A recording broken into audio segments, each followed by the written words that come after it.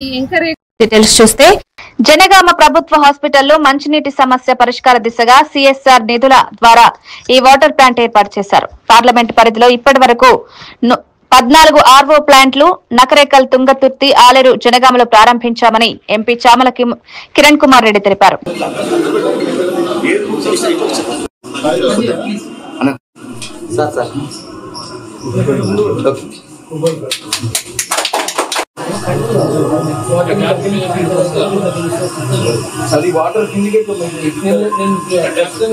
ఈ రోజు ఇక్కడ ప్రభుత్వ ఆసుపత్రిలో మంచినీటి సమస్య పరిష్కార దిశగా ఒక ఆర్ఓ ప్లాంట్ సిఎస్ఆర్ నిధుల ద్వారా ఆర్ఓ ప్లాంట్ పెట్టడం జరిగింది. ఇలాంటి ఎన్నో సమస్యలు ఈ రోజు 14 ఆర్ఓ ప్లాంట్లు ఈ పార్లమెంట్ పరిధిలో నకర్కల్, తుంగతుర్తి, ఆలేరు, జనగామ, ఇంకా కూడా ఫేజ్ 1 ఇది. ఫేజ్ 1 లో ఈ రోజు 14 వాటర్ ప్లాంట్లు ఓపెన్ చేయడం జరిగింది.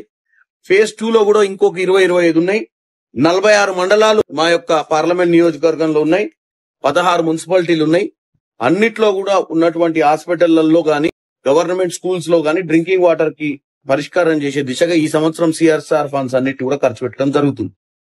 దాంతో పాటు మీ అందరికి తెలిసిందే, ప్రభుత్వం కూడా గత 10 సంవత్సరాలుగా నీళ్లు, నిధులు, నియామకాల నినాదంతో తెచ్చుకున్న తెలంగాణలో వాస్తవంగా ఇటువంటి పరిష్కార సమస్యలు ఇంకా పరిష్కారం చేయలేదంటే ఆశ్చర్యంగా ఉండాలి. మనకు మిగులు రాష్ట్రంగా ఉన్న రాష్ట్రంలో 8 లక్షల కోట్లు అప్పయింది, కానీ ఇంకా ఇంత పెద్ద జనగాం టౌన్ లో ఉన్న హాస్పిటల్లో కూడా డ్రింకింగ్ వాటర్ సమస్య అప్పుడున్నటువంటి అధికారంలో ఉన్న బీఆర్ఎస్ పార్టీ పరిష్కారం చేయలేదు.